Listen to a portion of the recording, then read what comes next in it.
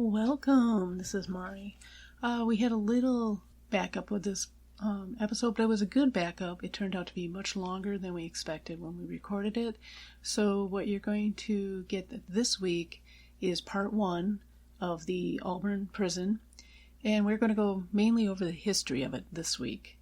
And then next week we will be finishing the recording and we'll go over again some more of the history. But next week will be a little more interesting because we also go into a couple other things that you might not have known Auburn Prison was known for. So thank you for waiting for us to put it out. It's a little late due to this. But here you go, part 1 of the Auburn Prison.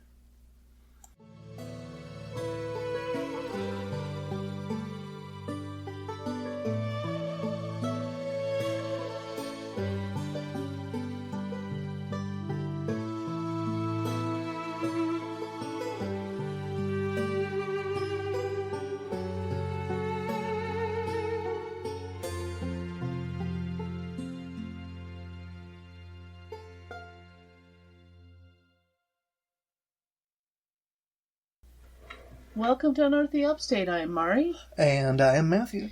And we started our newest season last week, and we didn't make a big announcement about it, but we were having a little bit of technical problems. Well, actually, note problems, not technical. My notes were all over the place. Well, for sure. And this week it won't happen. But this week we decided to give you a little background of a place we've mentioned a few times in previous podcasts, and we'll probably mention it again in podcasts, especially when it comes to true crime, things of that nature. And we're going to talk about the Auburn Correctional Facility, or as it was known when it was first built, the Auburn Prison. Mm-hmm. So, that's where a lot of the people that we talk about wind up. Exactly. Yes. Yeah. The assassination, the assassinator of President McKinley, for example, Gillette, who murdered Grace Brown. Yeah. We've mentioned this place before. Hatch. Where is he? Hatch was in Auburn. I think he's at Mid-State, I want to say, last I heard. I was trying to keep up on that one, but he was denied parole again. Mm-hmm. And the last I heard he was at Mid-State, which could be he might be in the hospital there. Right. But that was months ago. I could have the wrong information. Right, exactly. Yeah, he's not somebody I keep tabs on, generally. No, really. Okay. Yeah, no fans here. Why is Auburn Prison, the Auburn Correctional Facility, kind of important in New York history? Well, it was the second prison built in New York State, and it is, I believe, now the oldest. If not, Sing Sing might be there. It's either it or Sing Sing is the oldest. But I believe Auburn is. And really, the building hasn't changed much from when it was built, so got that as well. Yeah, along with that, Rikers is a very old Rikers is place to incarcerate, Yeah, more of this is the state prison system. That's more of the city. That's the city system, The main thing also is Auburn was very influential in a lot of other prison systems around the United States. And Auburn also spouted the American system of fingerprinting as well, which is very interesting. And we are also going to talk about Copper John at the end. Okay. So let's give a background about Auburn. Now, we have to go back pre-Revolutionary War. I want you to understand where we're coming from when it comes to how convicts were treated. So prior to the Revolutionary War, people who committed crimes, usually you're faced with corporal punishment or capital punishment. There was no in between. There was no rehabilitation. There was nothing like that. Corporal punishment, it was usually like getting whipped, getting the lash. You were branded. You were put in stocks. And basically they didn't confine anybody. They found other ways to punish you. Right, exactly. And what's interesting is in New York State, there were until 1776, there were 16 crimes that were considered capital offenses. So these were crimes that if you committed and were caught, you're put to death, usually by hanging. And I have a short list here. We have arson, piracy, treason, murder, sodomy, burglary, robbery, rape, stealing horses, leading a slave rebellion, and counterfeiting. And there were more, but those were the major ones. Right. And can you just imagine a robbery leading to the death penalty? I mean, some of these you look at and you're like, why? I mean, in case of arson, if someone was killed, I could lean towards, I could see that. Well, that would be, murder. Right, that would be murder. But some of these, like stealing horses, that'd be equivalent of stealing cars now. Yeah. Yeah, but then the Revolutionary War came, and because our punishment system was built so much on the English system, the first reforms came about to separate the colonies, now the United States, away from the British system. Mm-hmm. So then it dropped down to only 2 crimes are considered capital offense. I'm sure murder was one of them. I'm not sure. I think treason is the other, but I can't verify that. Mm-hmm. Well, they hung people for robbery and horse thieving all the way through the 19th century. But they're generally, that those were the 2 big ones. Yeah, and in the southern states too, it depended on if you were a slave or not, if you got capital punishment or not. So it was up to the states, but we're concentrating in New York. Is that one of our producers? Or yeah, it was. Okay. So. I mean, goodness sakes, I compare this. Right. To what I know about the soldiers' treatment in the Army. Mm-hmm. You get better treatment in the Army. You did. And I'm talking about a flogging Army. Right. Where they tie you to the post and whip you. Mm-hmm. Right. At the commanding officer's discretion. Right. And so, I guess a prison warden being somewhat of a commanding officer, I guess could be commanding correctional, Yeah, I know what you're trying to say. Yeah. For it and everything. Mm-hmm. And so, you're basically at the whims of, the decisions of one person. Right. Well, the first prison that was built in New York was in New York City, Newgate Prison. And yes, it was named after the Newgate Prison in London. All right. And it was based on that prison as well. It was the first prison in New York State and the second prison built in the United States. It opened on November 28th, 1797. Mm-hmm. And it had dormitory rooms for both male and female prisoners as well as workshops. Okay. There was a couple of events that led up to when it was being closed. There was a near riot in 1798. I didn't get much information on that. Well, when I look through, there are a lot of articles about Auburn, but not a whole lot about things like that. Yeah. All we know is there was a riot there in 1798. Yeah. The workshops burned in 1812. There was a epidemic of smallpox and influenza in 1814. What, tuberculosis? Oh, that was probably rampant too. That was probably, but it was mainly smallpox influenza. But it was finally vacated on May 12th, 1828. So it only really lasted, what was it? You'd say 31 years. Yeah. Okay. And at Newgate, this was their system. It was a hard labor and mild punishment. The inmates or the convicts were paid for overwork, but because the institution wasn't funded correctly, there became a lot of issues with it, and discipline was one of them. The usual punishment was solitary confinement, which they would give you bread and water and 1 meal. Mm-hmm. And they also did the corporal punishments in there. So you were getting flogged, you were getting put in the stocks, you were still experiencing those while you were in Newgate. The hot box, the cold box. Mm-hmm. In addition to solitary confinement. Right. Yeah. Anyway, so Auburn is a village became a village on April 18th, 1815. And they actually wanted the prison there immediately. There was a prison there during the War of 1812 that was run by the British. There may have been some sort of prison or a stockade prior to that when it was a Cayuga Indian village. I didn't want to go into it too much. There's a little bit of a scholarly argument going on about that. Mm-hmm. It was recently discovered, and the historians are going back and forth, so it's kind of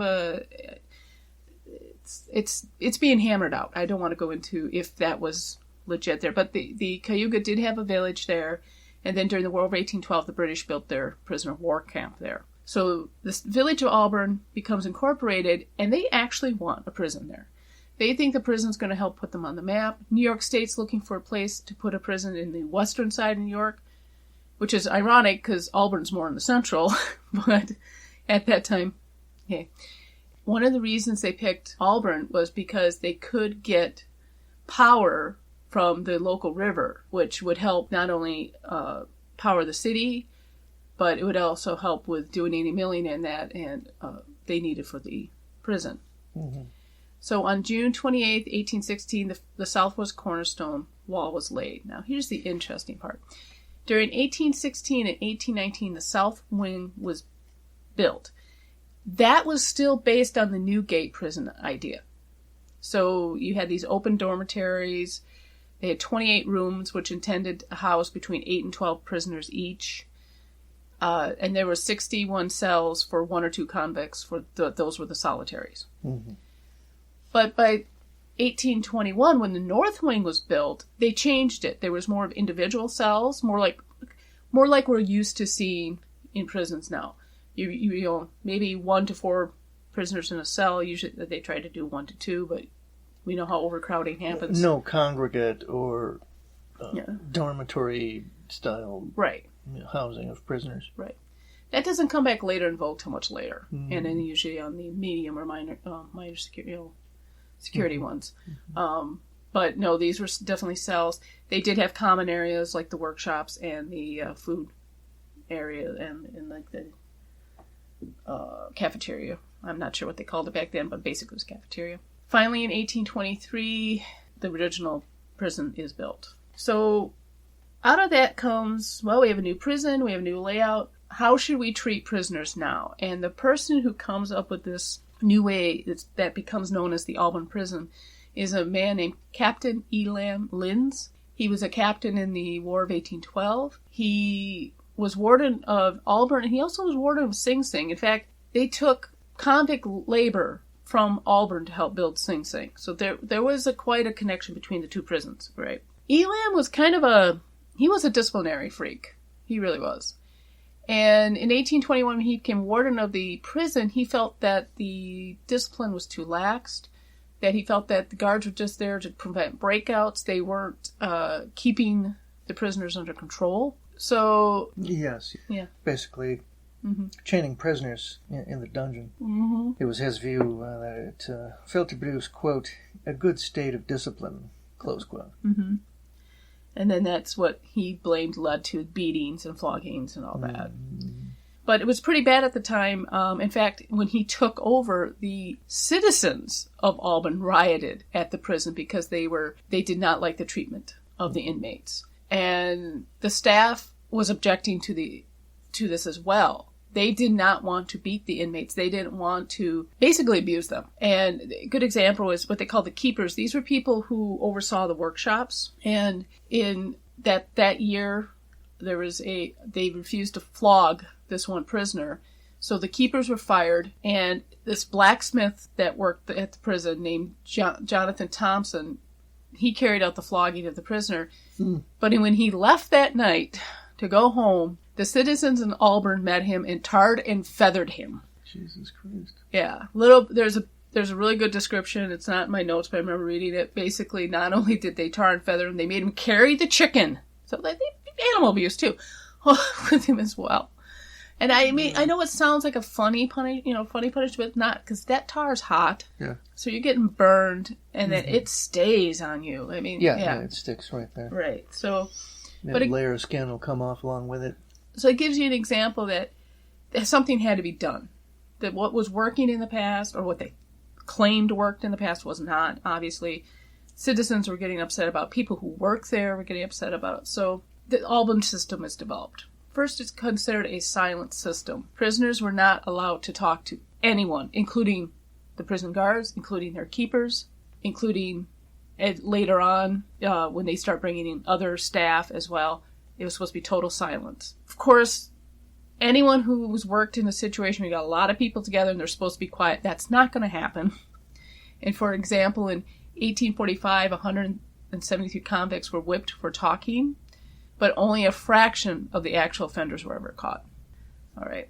Now, punishments for breaking the silence rule were swift, but it was still considered to be a better reform, along with the other thing that was put in place, which was the lockstep march. And the lockstep march was a way to move prisoners from one place to another.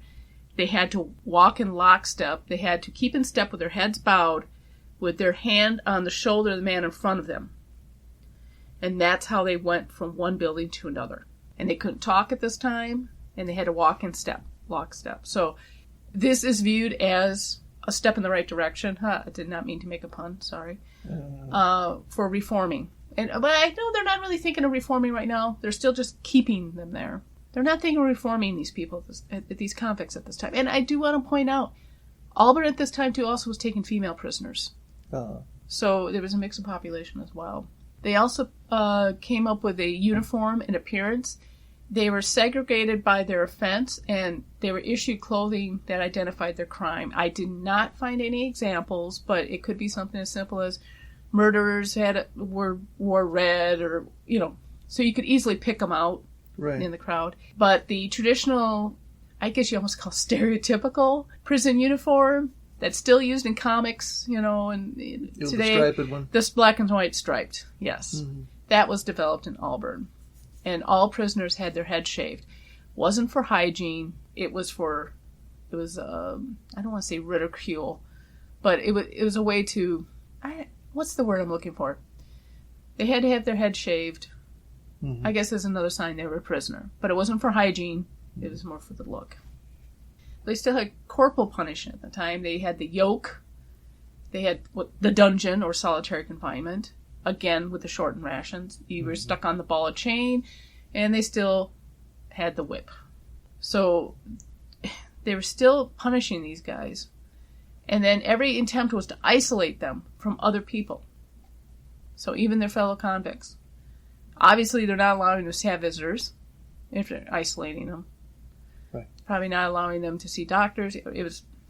And prison officers wore sidearms and were told they could use their weapons. So, in fact, they kept the weapon. They were allowed to keep the weapons until 1929, when in the workshops and that. Perhaps the most dire of all was the slop bucket. What was that? It was just a bucket they were given. Mm-hmm. They had no, facilities. Right. In the prison. So you'd come up with your bucket in the morning, dump that out, take care of that, go to work, and then see to breakfast. Yeah. And these guys were working 10 hours a day. Yeah. Yeah. We'll just get into the working system, in fact. The prison had to find ways to make money. It wasn't funded by the state. They let the convicts do custom work, which was great for the convicts. They worked at a very cheap rate, but the problem was it led them to in competition with people who, in Auburn, who were the Coopers and the ironsmiths and all that. They were competing with them. And how are you going to compete if you're making a barrel and you've got to charge $1 for that barrel, and that prisoner can make it and charge 20 cents? Mm-hmm. Yeah, so it actually pushed a lot of artisans and mechanics out of Auburn because they could not compete with the prison labor. Exactly. Well, again, in 1821, the same year that the Auburn system was starting to develop, an entrepreneur named Samuel Dunham utilized the labor of 5 convicts to manufacture tools. Now, he provided the materials and the equipment, and he provided the workshop as well. And then he paid a fixed sum per day for the labor. So it became known as the piece price system. Now, that worked pretty well, and he sold the items. So he was basically being the middleman. And they're still using this in prisons today. They still are. They'll get some manufacturer come in, use the prison labor to build something. Sometimes it's a good idea, because just think if, it's a electronics manufacturer coming in and teaching, hey, let's build these electronics. That's a skilled labor. That could be a good thing. Or it could be just basically what you would consider slave labor. They're building stuff on the cheap, Depends on this prison system. I'm not going to go into a whole discussion of good, bad, whatever. The modern prison system is That's a whole other podcast. That's not us. All right. Right. Contract labor was introduced in 1828. The convicts were given contracts to work on. And the average daily earning for the men that were allowed to work on these contracts was 27 cents a day. 27 cents a day. Mm-hmm. But the prisoners didn't receive the payment. The institution did. So the convicts were allowed to work outside the prison, usually 50 cents a day for 10 hours. Now remember, this money was not going to the prison, the convict. But the prison supplied the workspace, the convicts, and the keepers maintained the disciplines in the workshops. So this contract labor ended up being profitable for the prison. So they were able to now support itself and pay for the officers' salaries. Okay, sounds great, but you can see how that would be abused as well, right? Yeah.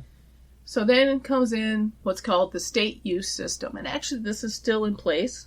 This started in 1890. Prisoners made goods that can only be sold to state agencies or to be used in the prison. This still exists in the New York Department of Corrections. In fact, there's a thing called CORCAF, and it's a catalog. You go through it. There's desks. There's, clothing. There's all these items that are made by prisoners that can be ordered by other departments in the state. And the license plates, of course. That in Auburn, actually, is the license plate one. Most of that stuff goes in-house, is used in-house. They even have their own food production facilities, same idea. Mm-hmm. The food is produced en masse in one location by convicts and sent out to all the prisons within New York State. So this still exists. It's become more refined. Mm-hmm. Big difference now, and the change started happening after 1890 with this as well, is the prisoners are the ones getting the money when they're working, not the prison. Yeah. So there's one of the big changes. So I kind of gave you a nice nutshell how it is still being utilized. So the convicts were employed so they can make manufacturing. Like I said, you open up that catalog that you have now, you've got a lot of items in there. And, of course, they make their own uniforms. They make brooms. I mean, everything you can think of. Most of it's made by the convicts. And then, of course, like I mentioned again, the license plates for New York State. Probably the only thing they don't make is probably maybe briefs and shoes. No, those are bought out, I believe. And I know they don't make their own bread. Mm-hmm. It's cheaper to order the bread from the bakery. So, yeah. But when it comes to the food part of the production, it's all made in-house. New York State is one of the few prison systems. I think California is also one of the few that doesn't hire out to a third-party contractor for the food production. And I think that's a good thing that they don't, because the prisoners are making the food they're going to eat. And so, it's a matter, they ain't going to screw with it. Mm-hmm. Whereas you hire out a third-party contractor who's making the food, this stuff happens. So I'm not. But there's problems of cross-contamination that shouldn't have happened. There's all kinds of people ignoring the quality of the food going in because it's going to prisoners. Here's the thing: the ones I'm not saying it doesn't happen in New York. I'm sure they've had situations. So the quality is there. Mm-hmm. I mean, this is not the slop. That's a long way away from what used to happen back in the day, when daily the inmates would get one loaf of bread at the beginning of the day, and that's it. Yeah, New York, like I said, a lot of people complain about the systems, but New York is actually considered a liberal prison system. I'm not saying it's, I'm not saying it's a shining example of what could be. There's problems. It's not perfect by any stretch. Not. But when it's considered to be one of the most liberal ones, because of the food production that they do in-house. I call it efficiency. It is efficient. And plus, a lot of these prisoners who are working at these jobs, like the food production one, is considered one of the better ones to get. And to get that job, you've got to go through your rehabilitation properly to be offered that job. So there's incentive for some of these jobs. It's not just, we're going to stick in some of the more sought after ones. You've got to prove you can be there and do the work. So, I'm going off the side there. Okay. So, like I said, this is at this time too, now the inmates were getting paid. Right. And of course now, when they get paid, they can go to the commissary, they could, some of them will owe money as part of their part of the Right, exactly. And then they don't have to trade favors in order to get that pack of cigarettes. Oh, they still do, but yeah. But it gives a little more. Well, it eliminates the necessity for that bartering, that black market system that exists. It still does. It still does. But yeah.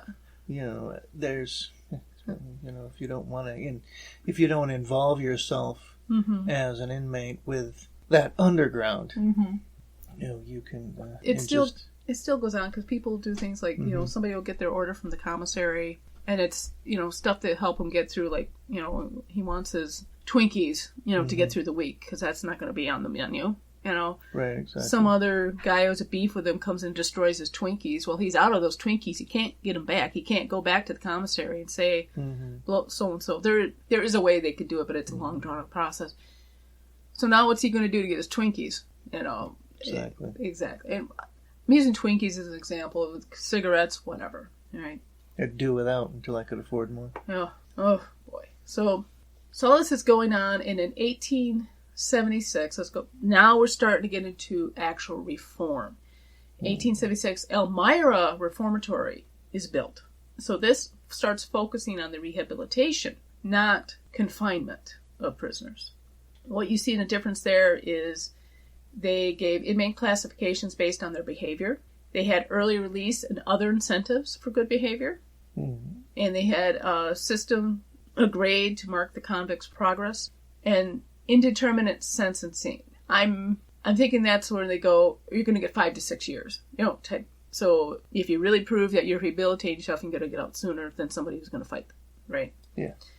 And the silent system was done away with, at least in the shops, which actually helped because now the foreman could speak to them and they could speak back. So if they were having trouble with a piece, they could actually work out what was going on, and production actually went up. And then finally, the silent rule was removed completely in 1910. So so you start seeing the reforms coming in at this point. Well, with that silent treatment, that was part of the spiritual reform of it. Yeah. For contemplation and reflection. A lot of religious overtones at the beginning of this. Yeah. It was, especially when we get into the next section with the education part in Auburn. And so the Auburn system, well, I should back up a little bit. With the Auburn system, think, that was only in Auburn, New York. No, it went through all of New York. It was in a lot of other states. It was used as a model of a way to treat convicts. A good example is Eastern State Penitentiary in Pennsylvania used it for a while. I think when we're talking about these asylums and prisons, and they start talking about the treatment of these prisoners, it's probably gone back to they were using the Auburn system. And that's what's being talked about in the ghost hunt, the ghost walks. And that. Well, on the subject of the spiritual aspect of it, the term penitentiary itself, term penitence, is the root term for penitentiary. Ah, okay. And anybody out there in podcast listening land who wants to, cross-reference that, feel free. Started by the Quakers and their idea that through these techniques a person can, become, reformed, that sort of thing, through observing these certain techniques, silence, reflection, penitence, and hard work. Basically, a Quaker's life. Yeah. And that's what they introduced the convicts to, and to care about the person that's next to them. And well, as we found out, it just created its own problems. Right. Now that leads right into the education, because was the Auburn system was being switched over and becoming more of a reformative system. They realized they needed education, but the only education that was allowed was reading and writing was taught at Sunday school by students and professors of the Auburn Theological Seminary.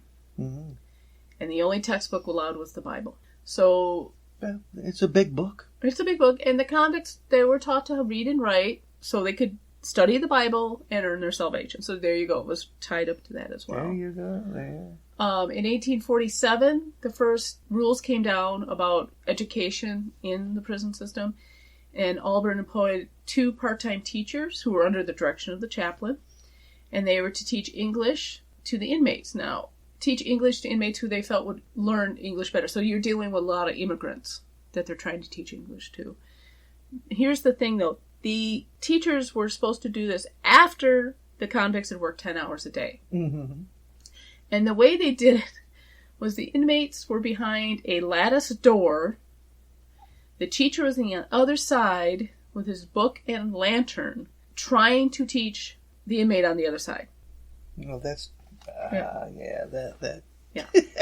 There's got to be a better way. Well, now if you go to a modern prison, actual classrooms. Oh, the instructor's not behind bulletproof plexiglass? Nope, the instructor's right there with them. That's risky. Yeah, but you're dealing with, and you got to give a hand off to these instructors, because they're dealing with people who probably, you got on one hand, probably are at a kindergarten level in their education. All the way over to somebody who's probably close to getting a master's degree. You have a wide variety, and you've got a teacher trying to teach them all. That's heartbreaking because, Yes. The original intent of the public school was to, one of the original intentions anyway, was to maintain literacy aggregates in the rural areas of the United States. And once this was accomplished, it seems, I don't know, education was just kind of allowed to float on its own. So any educators who work in the prison system, hats off to you. You've got, I mean, it's tough enough being a teacher, and then you got this on top of it, and you're dealing sometimes with very violent people, and I've met teachers that work in the prisons, and they will tell you they develop a reputation with these guys, and it can get to the point where, a newcomer might come in and start giving them trouble. And the other people in the class, they're there to learn. They're not going to put up with this newcomer, and they take care of it. Okay. So some of this stuff is some stereotypical stuff, you may hear about. But, But you see, that was the starting of the education. Well, okay, so the education comes in, and now we're going to start seeing some changes in the punishments. Finally, in 1847, flogging and whipping was prohibited, but there was a way around it. They said it was for self-defense. They could use it. Unfortunately, in Auburn, they developed what was used between 1842 and 1859 was called the shower bath treatment. It's basically waterboarding. And this how they accomplished this? Would they just, shoot him with a hose or what? Nope. The prisoner was stripped naked, fastened at the hands and feet with a hopper around his neck to prevent him from moving his head. And then he was seated in a wooden barrel, which held between 30 and 40 gallons of fluid. And a discharge nozzle on the bottom barrel controlled the flow of the water. So basically, they were stuck in this cold barrel, naked, just keeping their head above drowning, basically, and kind of waterboarded from there. On December 2nd, 1858, a black convict at Auburn by the name of Samuel Moore died following the shower bath. He put up a fight. Wouldn't you? I mean, it's December and they're sticking him in cold water, And 4 to 5 barrels of cold water were used in the space of about 30 minutes. And then when he was released, he died instantly. So, Probably heart attack. Yeah, probably. He probably got hypothermia and then, It was finally discontinued at Auburn. It continued at Sing Sing until the 1860s. But they finally stopped using the paddle and stocks in 1882. So we're starting to see a change. Starting to head more away from the corporal punishment and more to rehabilitation. Again, that was part 1 of Auburn prison history. I hope you enjoyed it. Come back next week and we will finish our part 2. Again, we ended up talking a lot during this one. So see you next week. Bye. Thank you for listening to Unearthly Upstate. You can find us on Facebook, Twitter, Instagram, YouTube, Patreon, and on our webpage.